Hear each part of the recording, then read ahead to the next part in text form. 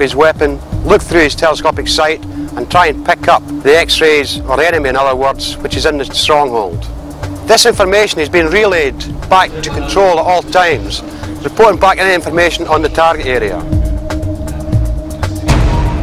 The sniper rifle of choice of the SAS is the L96A1. Very accurate weapon, accurate up to 1,000 metres. Let's run through the weapon. You've got a butt. This butt can be extended or shortened depending on the size of the person who's operating the weapon. You must keep the weapon on your shoulder nice and firm at all times when you're going to take a shot. The telescopic sight is 8 times magnification by 42 mils peripheral vision. You've got some Velcro on both sides. Attached to that is going to be your signalling device. This system, pressure switch here, is attached to a small transmitter which will send a signal back to the control every time you've got a target. So you press that, a green light will appear back in the control centre. They know that you've got a target in your sights and you're ready to shoot. There are times when the commanding officer may decide a sniper-led assault is more appropriate than a CQB. In a sniper-led assault, the commander will have decided in advance how many green lights he needs to have the best chance of a successful assault. He will wait patiently until he sees as many green lights as possible before giving the command to attack.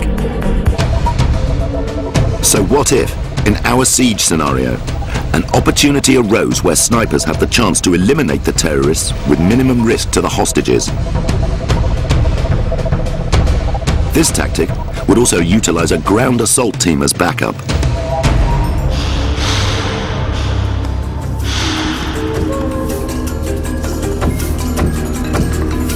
It takes patience, nerve, and a tremendous amount of skill to operate a sniper rifle.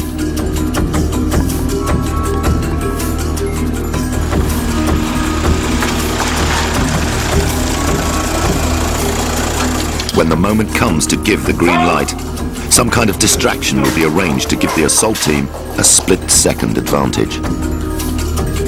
Sending.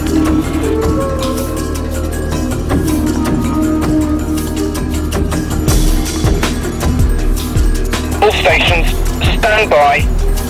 Stand by. Go!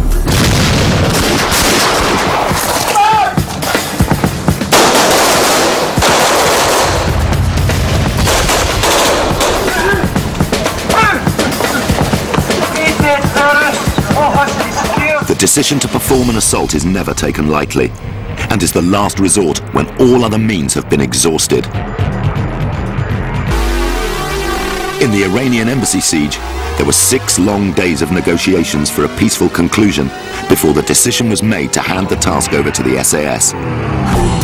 During that time, the SAS teams waited patiently in a nearby secret location, well hidden from the public eye.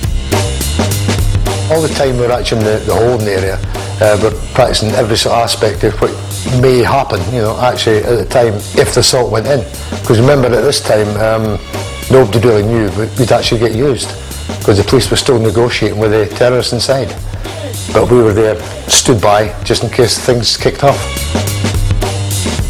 For the actual floor layout of the building, initially what we actually did was we were in the barracks and we actually drew the floor plan out on the floor, some of the big rooms.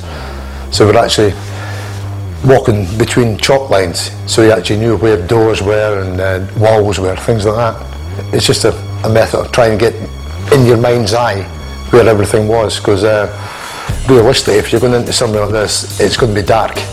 So you're causing confusion for the so-called enemy, and you're sort of working blind. So if you've got that picture of the layout in your mind, you can do it without thinking, and hopefully you'll not run into a wall in the dark. Intimate knowledge of the target building layout is an essential commodity for hostage rescue situations. Back in Mostovia, our team have now built up an accurate picture of the blueprint of the stronghold, based on architects' plans and sniper intelligence. They now have enough information to mock up a precise layout of the target. Come through the door, double door, straight through. Immediately we turn left. Alright, turn left, stairwell. Normal drills going up the stairwell, one guy covering it all the time till we get up to where we're going to. Nice and slow, up we go. There's 13 steps on this stairwell. Up we go up to the top of the first landing.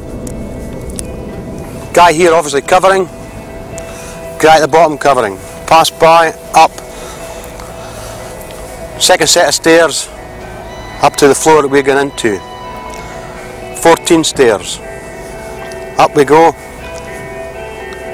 Get to the top of the stairwell, and immediately to the left hand side is another double glass door. Open the door, check the corridor. Good point. What you need to bring with us is a mirror, lads, yeah? Nobody in the corridor. Put it down, in we go. Nice and slow, steady. Up we go. Oh wait. In position, in position. Stand by, go.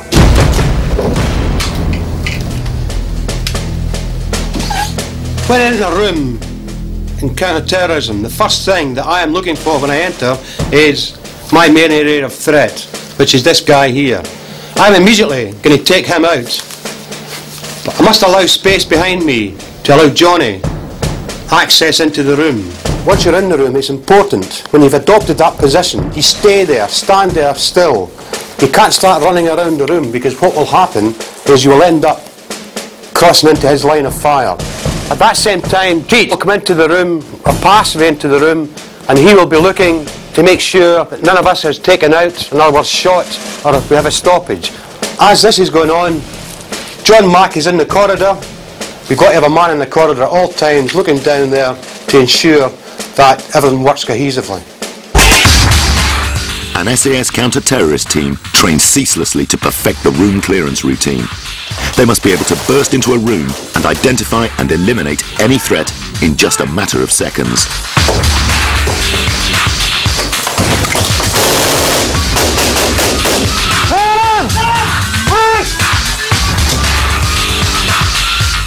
When a team bursts into a room, it needs to build on the element of surprise and prevent the terrorists from reacting.